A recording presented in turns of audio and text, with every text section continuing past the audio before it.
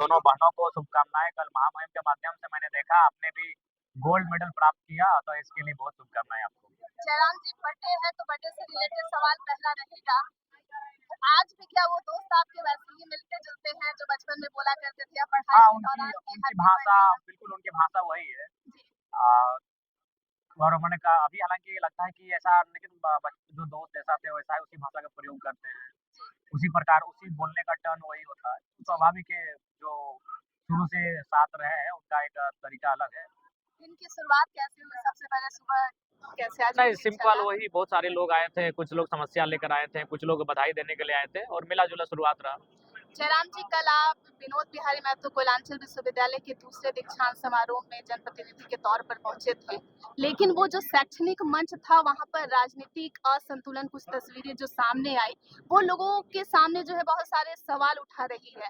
आपको एक विशेष दर्जा दिया गया और तीन तीन जो अन्य विधायक थे वो वॉकआउट कर जाते हैं, राज्यपाल के भाषण के नहीं, दौरान ही वॉकआउट निकल वॉकआउट नहीं जाते करना हैं। चाहिए क्योंकि अगर मुख्यमंत्री का भाषण होता तो वॉकआउट किया जा सकता है। मुख्यमंत्री राजनीतिक दल से संबंधित होते हैं। हम्म, राज्यपाल सीधा-सीधा राष्ट्रपति के उत्तराधिकारी होते हैं जी, और राष्ट्रपति और राज्यपाल का एक विशिष्ट स्थान होता है, वो एक अलग ही कह सकते हैं प्रोटोकॉल होता है। उनको हट के नहीं जाना चाहिए था और जहाँ तक बात है नाम ना लेने की, हमें लगता है केवल एक नाम ना लेने के कारण उन्हें हट के नहीं जाना चाहिए था क्योंकि इससे पहले भी महामहिम आए थे। उस कार्यक्रम में भी लगभग धनबाद, बोकारो जिले के सभी विधायक उपस्थित थे। जी, सबका नाम वो नहीं ले पाए।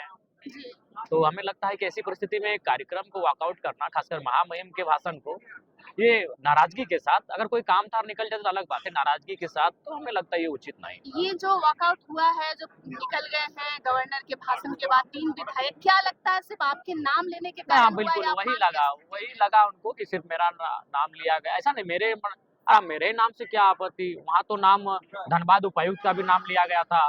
धनबाद वरीय पुलिस अधीक्षक उनका भी नाम लिया गया था। उनका नाम सीनेट मेंबर के तौर पे लिया गया था। वो जी, सीनेट में साथ दिए गए।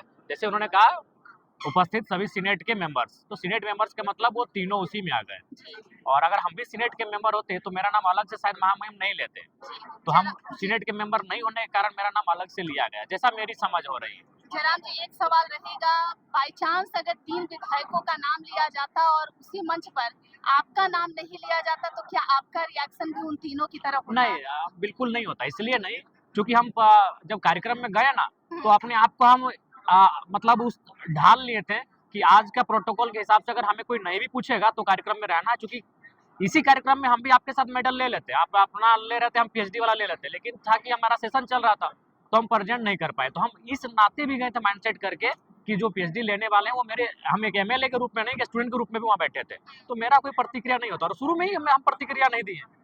ऐसा हमको भी शुरू में फ़ील हुआ। जी, जब गए हैं तो किसी का नाम अनाउंसमेंट नहीं हुआ मन से। स्वाभाविक है कोई अगर आता है अतिथि तो मन से कम नाम का अनाउंसमेंट होता है। हुँ, तो हुँ, किसी का नाम अनाउंसमेंट नहीं हुआ, आप लोग भी वहाँ बैठे थे। जी, हम लोग को नीचे सम्मानित किया जा रहा है और ऊपर प्रोफ़ेसर लोग भाषण दे रहे हैं। ना उस समय भी नोटिस नहीं दिया गया। तो हम बोले नहीं छोड़िए आज के प्रोटोकॉल ही अलग है। एक मैं हम कवरेज देख रही थी कि सिमरे विधायक का कहना है कि कल के कार्यक्रम के लिए उनको आश्वासन मिला था कि मंच पर उनको बोलने को कहा जाएगा। क्या आप लोगों के साथ कोई औपचारिक बातचीत नहीं, हुई नहीं, थी कि कल हमें सिर्फ़ बोलने एक को अवसर निमंत्रण दिया गया था और हमने माँगा था कि क रूटीन क्या-क्या है, महामहिम कई बजे आएँगे, क्या-क्या कार्यक्रम है, वो शेड्यूल हमें मिला था। जो उसमें विधायकों का किसी का भाषण नहीं था, जी, इंक्लूडिंग मेरा भी नहीं था, जी। किसी का भाषण नहीं था, तो फिर भी तो हम आए। जब आप कार्यक्रम में पहुँचे और उस समय राज्यपाल पहुँचे क्योंकि बाहर की स्थिति हम लोग नहीं देख पाए थे, क्या हुआ था? ग्रीटिंग एकदम मामूली जैसे कैजुअल होता है वैसा रहा था? अन्य विधायक भी थे या सिर्फ़ उस वक़्त आप अकेले वहाँ पर नहीं, थे? सभी थे, तो वो लोग आगे थे। आगे थे वो लोग। हाँ, और प्लस वो लोग गाउन में थे, वो सीनेट के मेंबर तो गाउन में थे और गाउन की टीम के साथ थे।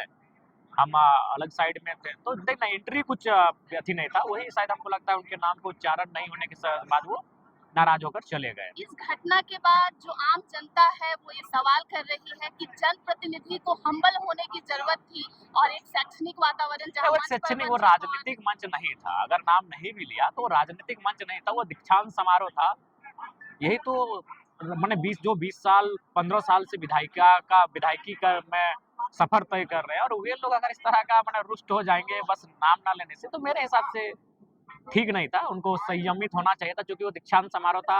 उन बच्चे जो बेहतर भविष्य के लिए वहाँ पर आए हैं, अगर उनके बीच आप इस तरह माहौल क्रिएट करके चले जाएंगे तो उनको क्या मैसेज जाएगा। तो जयराम वहाँ जी ये बाकी वो सीनेट के मेंबर है, वो फोरम में बात को रख सकते थे। जी कल को मीटिंग होगा विश्वविद्यालय का तो वो आमंत्रित रहेंगे, वो सीनेट के मेंबर है, उस फोरम में वो रख सकते थे इस बात को। जयराम जी कल 220 21 छात्र छात्राओं को अवार्ड मिला पीएचडी इंक्लूड करके।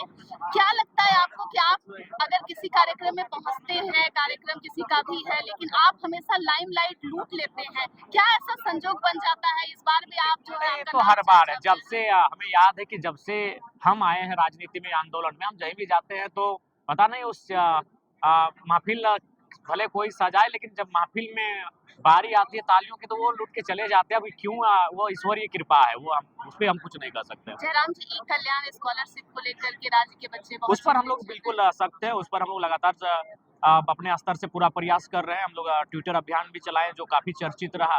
हम लोग उस पे जो मौन नहीं रहेंगे, उस पे लगातार हम लोग अपनी आंदोलन, अपनी प्रतिक्रियाएं तेज करेंगे। क्या आपको लग रहा है कि राज्य सरकार की नीयत जो है ई कल्याण स्कॉलरशिप को लेकर के सही नहीं है, वो नहीं चाहते नहीं, हैं बिल्कुल कि आप बच्चे जिस पढ़ाई प्रकार से करें? मैया सम्मान योजना पे ध्यान दिए है, जो 2 साल पहले की योजना है, हम्म, जिस योजना से विशेषकर वो पहले थी नहीं, लेकिन जो योजना यानी स्कॉलरशिप जो बच्चे का एक अधिकार है स्टूडेंट्स का, अब उसको नहीं दे रहे हैं, उस पे ध्यान नहीं दे रहे हैं, तो उनकी मंशा दिख रही है। आपको लाखों लोग सुनते हैं जो बच्चे पढ़ाई को छोड़ करके गांव की ओर लौट रहे हैं स्कॉलरशिप के अभाव में, क्या मैसेज है उनके लिए? नहीं, उनको हम यही कहेंगे कि आप लोग मेंटली अपना जो मानसिकता है, मेंटालिटी उसे स्ट्रांग रखिए और अपना जो गोल है, एम है, उसकी ओर एकदम कटिबद्ध होकर आगे बढ़िए और मजबूती के साथ आगे बढ़िए, रास्ता कुछ ना कुछ निकलेगा। जयराम जी एक सवाल महिलाओं से जुड़ा है। महिलाओं में खून की कमी अक्सर देखी जाती है।